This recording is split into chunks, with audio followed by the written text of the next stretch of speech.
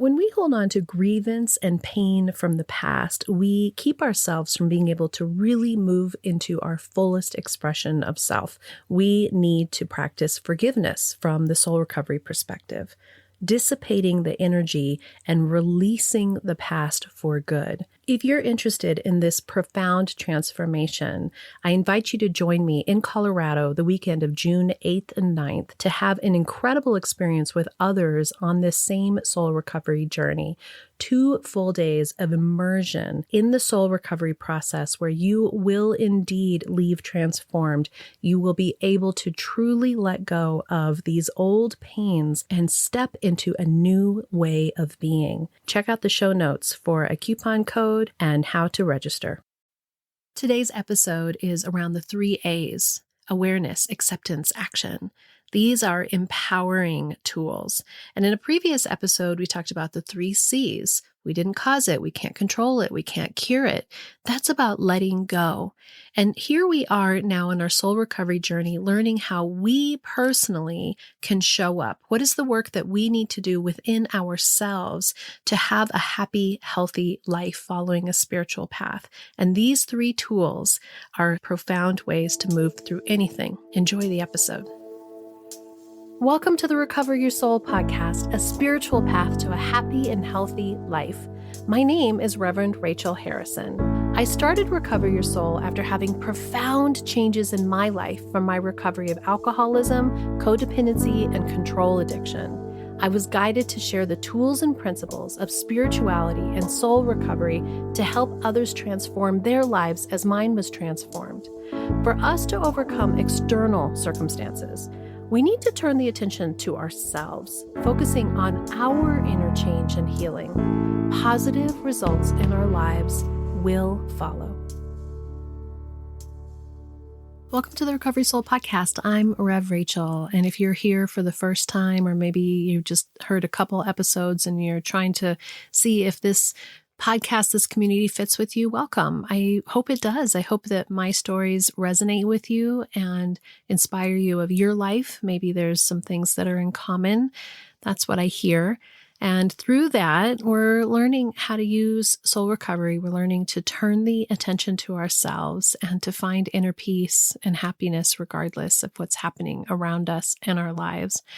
So many people walk through the door to this podcast through codependence or addiction or Al-Anon. But my hope is that once you've walked through the door, what you really find is that you're walking into a door to yourself, to finding yourself, remembering your wholeness, remembering who you are, and how you can use these spiritual tools and concepts to reground and to be okay, even when the people and the world around you doesn't feel okay. And if you're coming back on a regular basis to listen to the teachings and these episodes, I am so grateful to have you in this community. I take it just with such honor that you are choosing to spend your time with me. So thank you for being here. I appreciate each and every one of you. For this episode, I'm inspired by the 3 A's.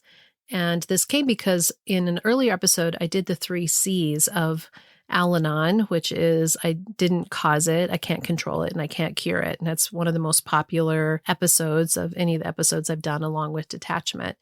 And somebody had said, have you ever thought about doing the 3 A's? Well, the 3 A's isn't actually Al-Anon. It's only listed one time in Hope for Today on page 97 as just a quick mention. And then it's been grabbed because it's such a fabulous tool to use. And it's a model that's been used in coaching, in mindset, in psychology.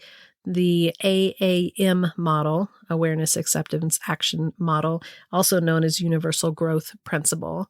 And so I wanted to talk about this from the soul recovery perspective, because as I've looked more into it, it really is kind of the description of soul recovery in general, that we're learning to have awareness around it, we're learning to accept it, and then what are we going to do about it? Now, the other thing that happened in terms of looking at these principles and my spiritual practices is I saw that they aligned with some Buddhist principles. So I thought that'd be interesting to draw in as well. Now, let's just go into awareness from the soul recovery perspective.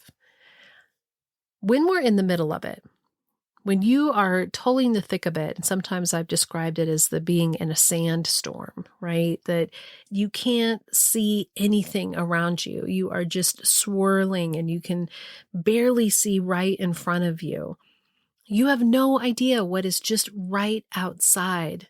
And all we can do and feel is what is in our body and in our teeny tiny perception and perspective right at that moment.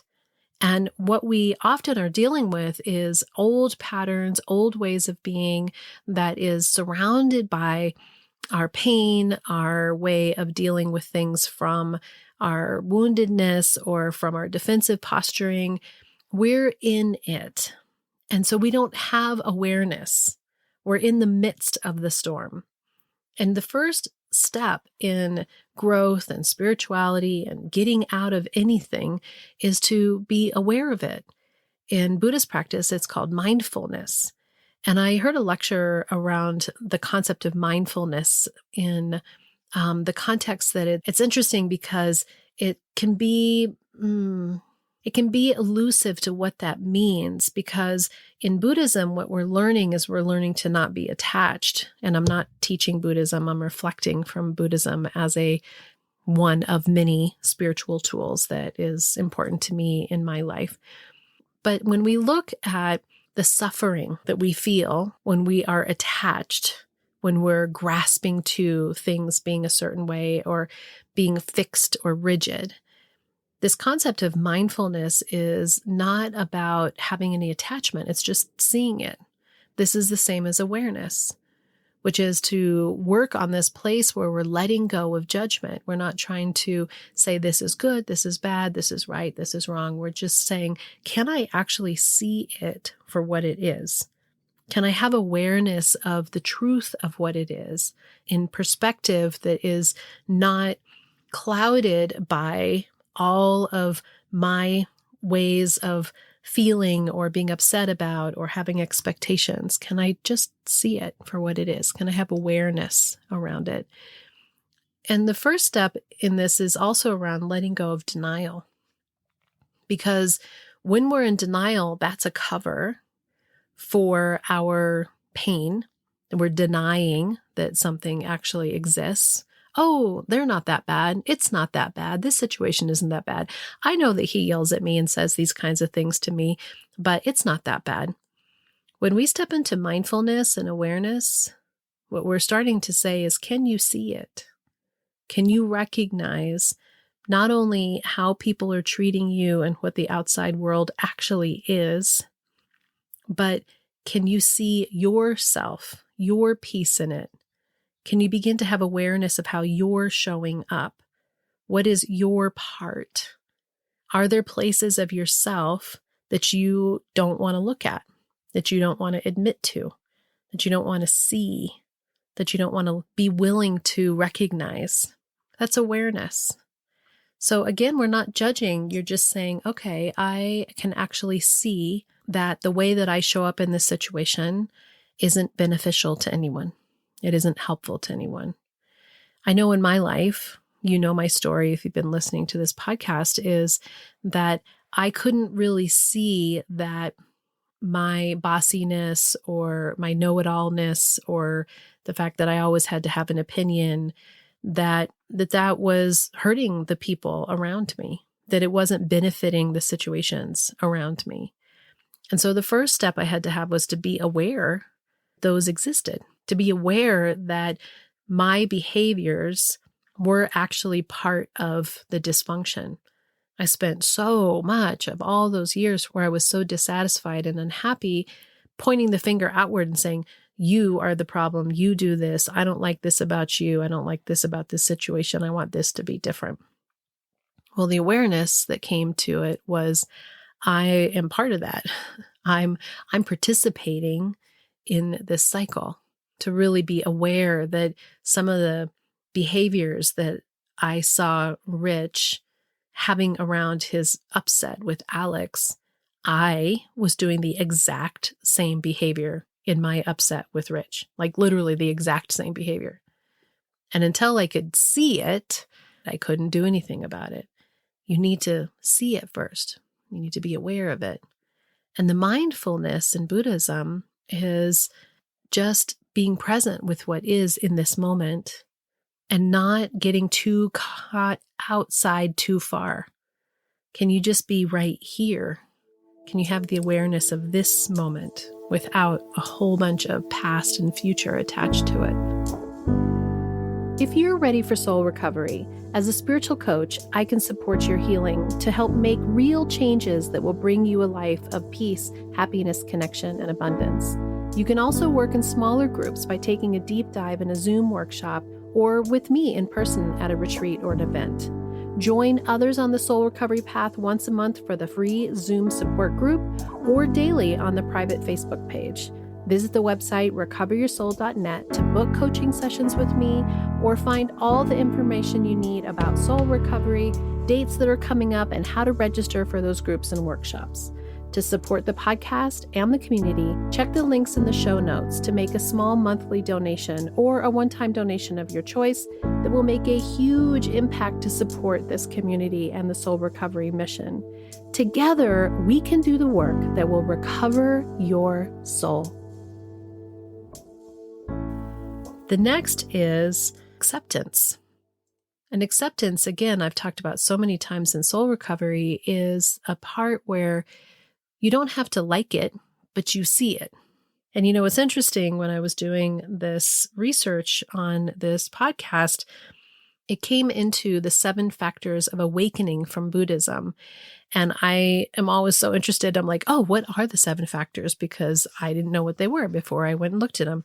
And they're mindfulness, investigation, energy, joy, relaxation or tranquility, concentration, and equanimity.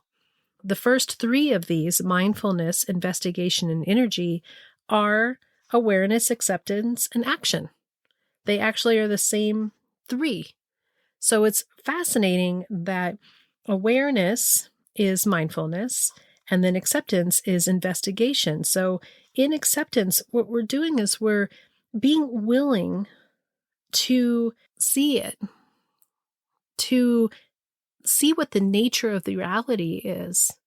I love this concept of using investigation around it, because investigation means that you have curiosity.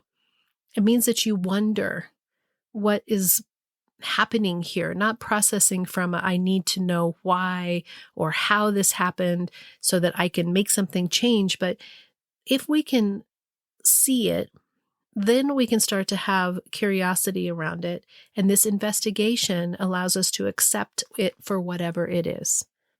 When I needed to accept the fact that I was part of the problem in terms of our dysfunction of our family, because I was headstrong, nitpicky, self-righteous, and thought that I knew better in a lot of ways, and that I was always meddling. I was always meddling into every single thing that was happening. What was the conversation that you had with the kids? What are you guys going to do today? Did you bring all these things? Why are you talking like that? Why are you two fighting? I just was involved in every single aspect of what was going on. Now, to accept it means to see that that's what I was doing. To not pretend like that was something different, but to actually accept that that was not healthy for me or for them. When you're looking at somebody else and we're having this acceptance, sometimes we're having to accept their behaviors for exactly what they are and not wanting to do anything about it, just to see it, just to recognize that it's true. But in this situation, we're talking about awareness, acceptance, and action for ourselves. So once I could accept that I was actually a major part of the triangle that continued to keep us unhealthy, and I was open and ready to do something about it, that's where the action is. We need to be able to move forward and to come out of the place where we're whipping the story that says, here's what the problem is, here's what the problem is, here's what the problem is, here's what the problem is, and move into, if I can't be part of the solution, there is no problem. I have to be part of the solution. And what I love about what it says in the 7 factors of awakening is energy. Energy is determination and effort. And that's what action is. That you have to put energy into it. You have to be willing to do the work.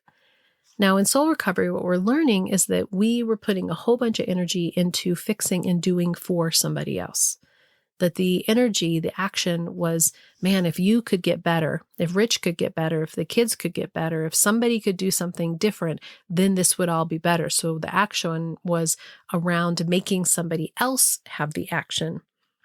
Well, here we are, and we are turning the attention to ourselves. And the concept of awakening in the spiritual world is that you're not awakening somebody else, you're awakening yourself. This is your soul's journey. This is your path to your fullness, expanding your consciousness. And so the determination and the effort isn't around somebody else, it's coming back to yourself and being willing to take action and to do the work in your own life for your benefit. So the action that I took in this example was to start to look more honestly at every interaction that I was having and to accept and be honest about what those interactions were and where they were healthy and not healthy. And then I started to actually do this soul recovery journey, the steps. I worked the steps of AA 12-step, Al-Anon 12-step, and then I began to create and apply those steps in addition to everything that I was learning, all the places that I was gathering all this spiritual information, and move them into the 9 steps of soul recovery and working those steps. That's action. To not just have it be in your head and to know the principles, but to live and to really embody the work. Because once we embody it and we have this action, then we start moving into the next levels of the 7 factors of awakening. The next ones are joy. So when you do the work, when you start to take these actions, these steps to healing yourself, bettering yourself, letting go of the past, moving through our woundedness and standing in our hero self, changing how we see it, we start to experience lightness, joy. Sometimes in spirituality it's called bliss, this concept that our hearts are lightened. And then from that moves into relaxation and tranquility, that our body, our mind, our soul feel a softness, a lightness that is calm, that's at ease, that's contented. And then the next one is concentration, having a calm, one-pointed state of mind. And that point is on wholeness and love and healing and light, moving in the direction of love instead of moving in the direction of fear.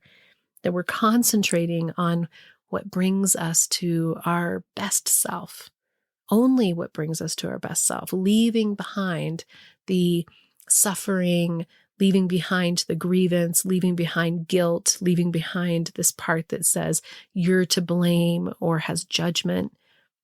We're moving into a place where we're seeing exclusively as much as we can light and love. And then the last one is equanimity, which is accepting reality as it is without any charge or aversion to it. I feel like the more that I do the deep work, the meditation, the journaling, the really connecting on this soul level with these teachings, the more that I feel that I can accept reality for what it is. And I have a friend who recently went on a trip with her mom, and she said she's a minister as well. And she said that the person who was pushing her mother's wheelchair, they were just chatting it up and having a conversation. And the guy said, what do you do? And she said, I'm a spiritual teacher and a minister. And she's a minister in the same school that I went to. And so he started asking her questions about why is there evil? Why do people do evil things? If there's God, then why do bad things happen? These are big questions. And these big questions come around because we wish that it wasn't so difficult. We wish that it wasn't so hard. Why do children have to get sick? Why is there war? Why is there cancer? Why do people harm each other? These are real questions. Why does somebody have an addiction? Why can't they get well? Why can't I let go of the pain that I feel? And what I loved is that she was able to answer him in a way that I would have answered as well. And again, I just want to say, in terms of spirituality, I want you to take what works for you and leave the rest. But for me, my belief system is that we were given free will, and that these choices that we make to truly struggle with the humanness, with our ego part that has this level of attachment to wanting to know and understand and have certainty, and the part of us that wants control and wants power, that is the harm, that is the pain, that is the evil. And I don't know why children get sick, because our bodies aren't always well. And I don't know why people get cancer when it seems like maybe they would have done all the right things. But when we're constantly asking for some answer, we're letting go of the awareness and the acceptance and the action. We're trying to push past those instead of saying, I have awareness of this situation. I truly am looking at it and having right view. This is another concept actually in Buddhism, right view, that says if you first just choose to see it for what it is, and to know that there is old age, sickness, and suffering and death, that these are qualities of being a human being, and that then you accept that and you see it. You don't have to like it. You don't have to think that this is wonderful, but you stop trying to pretend like it's something else. Then you can move into the action steps of using your spiritual program, using the tools of awareness and connection with higher power and prayer and meditation to be in whatever that situation is from your truest, highest self. That action isn't about changing them. It's about connecting more deeply with you to be present with whatever it is from that higher place. So now, instead of thinking that it's my job to go into my family and fix and change and do and nitpick and all the things that I used to do, now if I see that there's a problem, in my opinion, of whatever problem is, something's up, I just look at it. I'm just aware of it. I accept it for whatever it is. And then the action step is, what is mine to do? What is mine to do here? And sometimes it's just to be present with my own feelings of discomfort. Sometimes it is to actually step in with a kind or important observation without attachment. We have so many less of them nowadays that it's almost hard sometimes to even pull some examples up. But I'm showing up in my family in a profoundly different way, and my family is profoundly changed. I'm not trying to change them anymore. I want to be at peace. I want to feel good about myself. I want to be able to use these tools so that I can handle and be in whatever's happening in my life and be okay with it, even if it's hard. Some of you know my dad just went through cancer. He still has cancer. It's just less. And he is going to age and do whatever it is that he does. And it doesn't look like what I probably would have liked for it to look like or for him to do. But I'm going to have his tools to be aware of what's happening, to accept what's happening, and then to have the action steps that will benefit me, and through that will be the most benefit to him. And everything that you look around, you can just see these 3 steps and say, how can I participate in my life in a way that is kind, that is courageous, that is real, that benefits my mental, spiritual, emotional health? That I want to be the most sane, healthy, happy person. And I want to be connected to my higher power, and I don't need to fix or change or do for anyone else. The action steps are not to fix them. It is to accept and to be aware of and to take the action in our own lives for us. Just a reminder that I'm here as your spiritual coach to work through any situations that might be happening in your life or to guide you through the 9 steps when you're ready. Until next time, namaste. Thank you for listening to the Recover Your Soul podcast. And if you loved what you heard here, every Friday we have a bonus episode, and you can access this by becoming a subscriber through Apple Podcasts for only $3.99 a month, or become a Patreon member. And on this platform, you can choose $5, $15, or $25 a month to show what you want to support the show with. On both of these subscriber platforms is an entire catalog of back episodes intended to inspire and support you on your soul recovery journey. I really want to invite everybody to attend the free once a month, every first Monday of the month support group. This is on Zoom. Everyone is welcome to attend. And by giving a like or a review and sharing this with your friends and family really helps us to share the soul recovery message with even more people. We are on social media. We are on all the platforms. I am on TikTok. You can listen to guided meditations by Rev Rachel Harrison on Insight Timer. Thank you for supporting the show. Thank you for being part of the community. To find out more about soul recovery and everything that's being offered, visit the website www.recoveryoursoul.net. Together, we can do the work that will recover your soul.